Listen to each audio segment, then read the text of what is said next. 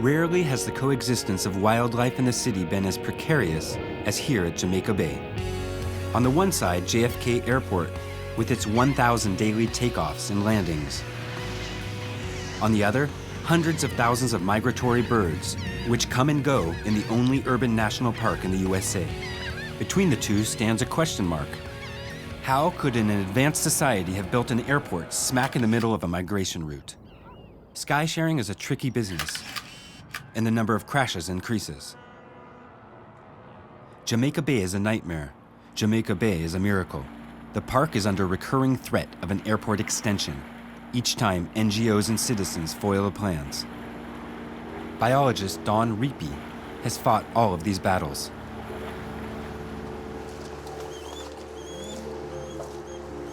Don Reapy is the temple guardian of Jamaica Bay, a temple where between two passing jets, a miracle takes place. The return of birds of prey, the settling of a colony of frightened owls, the spectacle of dancing seagulls. Once a year, when the horseshoe crabs arrive, Don Reapy reconnects with the primitive force of this swamp.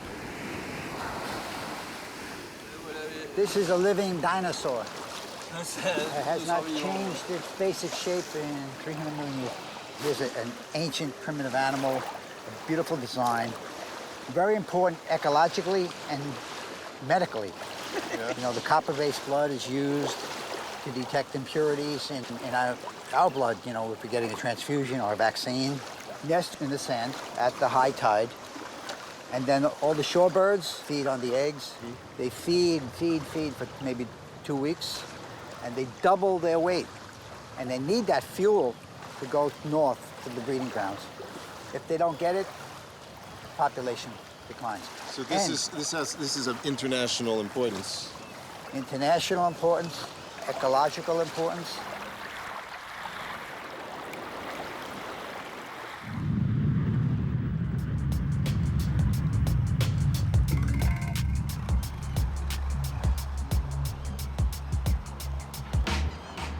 Besides the historical animals which have New York in their genes, other creatures are arriving in the city.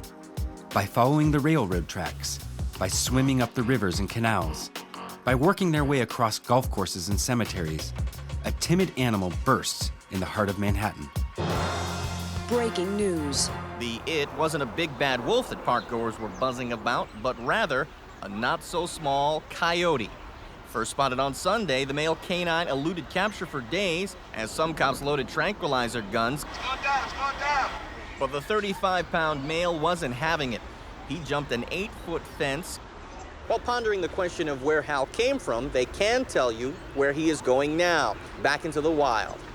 In Central Park, Gary Anthony Ramsey, New York 1. For biologist Mark Weckel, the arrival of the coyote is a sign. No longer is the city on one side and wild animals on the other. Ecosystems are interlaced. Anything is possible. Honestly, most people don't even realize there are coyotes in New York City. I've talked to a lot of people who are actually really curious about the idea that a fairly large wild animal could actually find itself home in, this urban mess, and that they've seemed to be coming in as fast as they are. 10 years ago, when I started my work in the city parks, there were no coyotes. And now we're talking about them expanding and moving into Queens. District after district, the coyote is colonizing Gotham City. He comes from far away, in the northern states, where he interbred with wolves before taking on New York.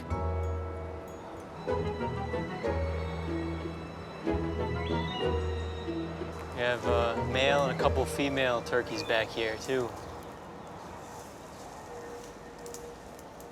It's from here, an anonymous Bronx park, that coyotes plot their conquest of the city. All right, so this camera, this one has been up for a month, so this is the easy part of the job. All we got to do is take one of these cards back to the laptop and try to see what came by in the last month.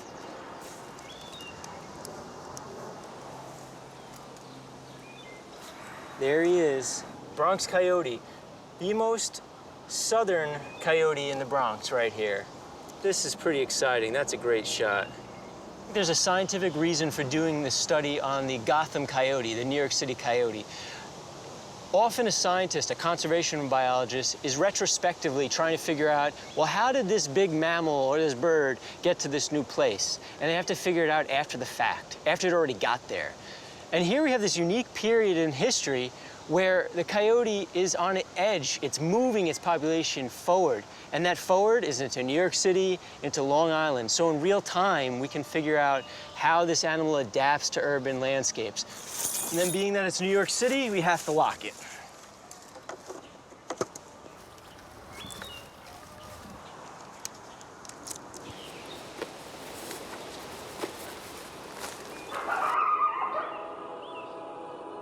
The coyotes have reproduced at the junction of two freeways and an airport.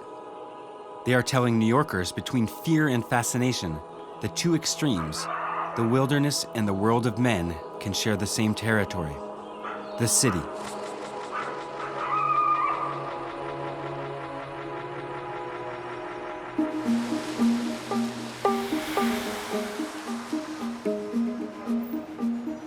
Under the concrete and steel straitjacket that was claimed to eliminate it, nature is still here, as alive as ever. It is still knocking insistently on the gates of the city. The birds haven't given up their migration. Jamaica Bay is resisting. The coyotes are besieging the city.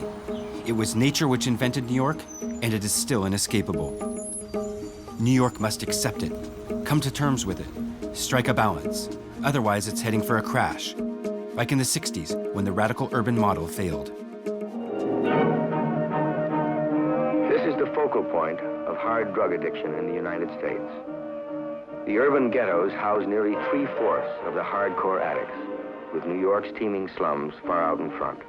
When the city was in decline, let's say the 1960s and 1970s, the Bronx and many parts of Brooklyn, and even Manhattan, we're seeing abandonment, people just leaving.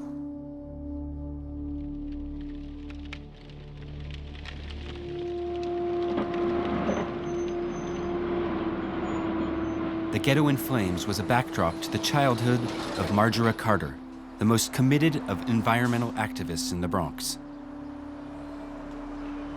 When I grew up, much of the buildings around here were literally just shells, burnt out shells. We lost, the South Bronx lost about 60% of the people that lived here because the building stock was destroyed. To burn their buildings down to collect insurance money because there wasn't any kind of investment available in communities like this one. When the people left and the population went down, there became the opportunity that some space was just empty.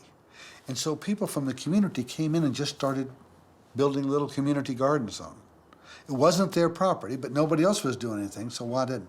That's what we call community gardening. In 1971, on these ruins, an artist named Liz Christie sowed the first seeds of a movement which spread around the world: community gardens. There are now 1,000 such gardens, the green soul of New York City. On these little plots of land, New Yorkers are awakening to nature. More than ever, these are places of utopia and resistance. Gardens where everything is possible, even the return of butterflies to New York, like in a children's fairy tale. Trying to distribute plants throughout the Bronx and actually through the city that attract butterflies and pollinators. All right, take care. To give them a place to live, to eat, to grow.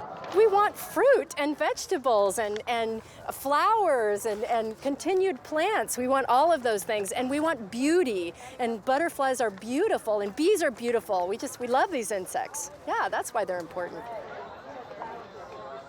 There's lots of research out there that proves that having nature in people's lives, especially in urban areas, is incredibly therapeutic, because when people see nature, they have a tendency, their stress levels can be lower.